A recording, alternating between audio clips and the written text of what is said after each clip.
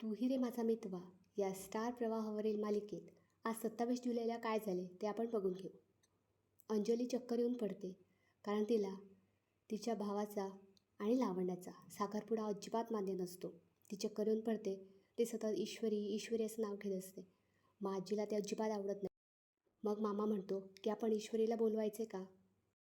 आकाश हा राजेशला कॉल लावत असतो तर राजेश हा कॉल रिसीव्ह करत नाही कारण तो त्याच्या साखरपुड्यामध्ये म्हणजे त्याच्या आणि ईश्वरीच्या साखरपुड्यामध्ये बिझी असतो.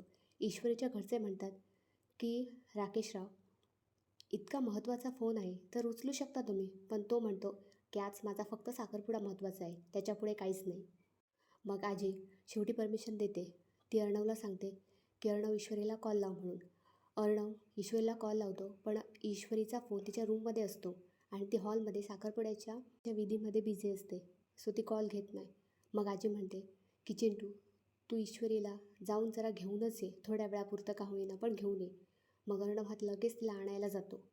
ड्राईव्ह करताना त्याच्या मनात सतत त्याचे आणि ईश्वरीचे, त्याचे आणि लावण्याचे एंगेजमेंटचे फोटोज हे सगळं घुमत असतं. त्याला खूप राग येतो, त्याला खूप त्रास होतो.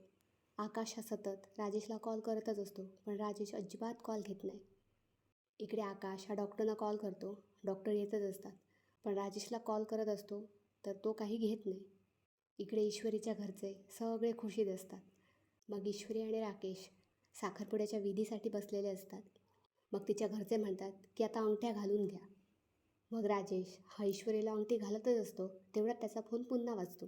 तर त्याच्या घरचे म्हणतात की राकेशराव एकदा फोन उचलूनच घ्या, इतका महत्त्वाचा असेल तर, कारण कोण तो पुन्हा पुन्हा कॉल करतो. मग हा म्हणतो आणि कॉल घेतो. मग आकाश सांगतो की जीजू लवकर घरी या, अंजलीताई चक्कर येऊन पडली आहे आणि ती सारखी ईश्वरी ईश्वरी असं करते. मग आजीने स्वतःच परमिशन दिली. दादा तिला आणायला तिच्या घरी गेला आहे. हा खूप शॉक होतो आहे. ह्याला काय करू काय नाही ते सुचत नाही.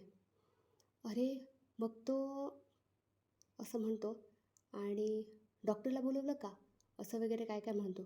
मग सगळे ईश्वरीच्या घरचे म्हणजे काळजीत, अरे डॉक्टर असं म्हणजे काय झालं असेल असे त्यांच्या मनात क्वेश्चन येतात. मग हा सांगतो की हां हां मी पोचतो करून. मग सगळे विचारतात राकेशराव काय झालं, तर हा सांगतो की सहाने मास्तरना हार्ट अटॅक आला आहे, मला ताबडतोब निघावं लागेल असं म्हणतो आणि तो ताडकन तिकडून उठतो.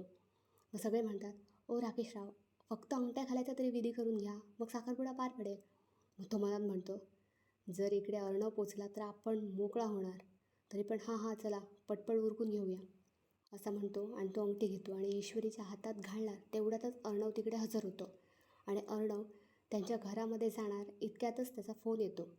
मग तो फोन रिसीव्ह करत गाडीच्या मागे जातो. तेवढ्यातच राकेश हा तिकडून पळ काढतो.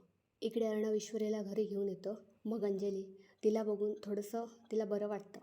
मग ईश्वरी म्हणते ताई हो तुम्ही कसला एवढा स्ट्रेस घेतला आहे की चक्कर येऊन अशा पडताय, इतकं तर सगळं घरात मस्त छान चाललं आहे, तुम्ही फक्त हे सगळं वातावरण एन्जॉय करा आणि तुमच्या भावाच्या लग्नात खूप एन्जॉय करा, तुम्ही तुमच्या होणाऱ्या बाळाची काळजी घ्या, असं आता मनात ठरवूनच टाका की तुम्ही अजिबात स्ट्रेस घेणार नाही असं ती तिला काय काय सांगते.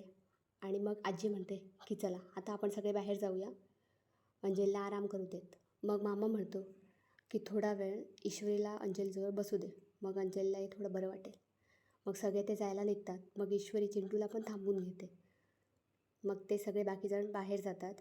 मग अंजली त्या दोघांना विचारते तुम्ही दोघं खरं खरं सांगा, तुम्हाला दोघांना एकमेकांबद्दल काय काय वाटतं. मग पुढच्या भागात असं दाखवलं आहे की ईश्वरीचे बाबा म्हणतात की हा अर्णव नावाचा माणूस आमच्या आयुष्यात जोपर्यंत असेल तोपर्यंत आमच्या ईश्वरीच्या आयुष्यात असं सतत काही ना काही सुरू असणार, त्यांच्यापासून संबंध कायमचे तोडायला हवेत आणि याला ईश्वरीच्या आत्याचा पाठिंबा असतो. आता खरंच संबंध तुटतात की कसं काय ते आपण पुढच्या भागात बघू.